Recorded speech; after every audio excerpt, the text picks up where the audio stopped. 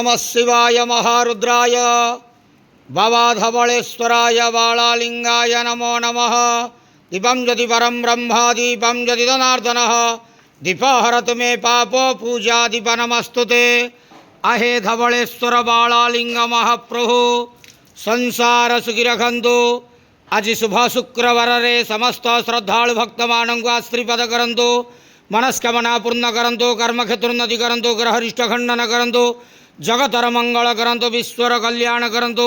आपणकर नाम विख्यात करंतु। सेवकर डाक श्रवण करंतु।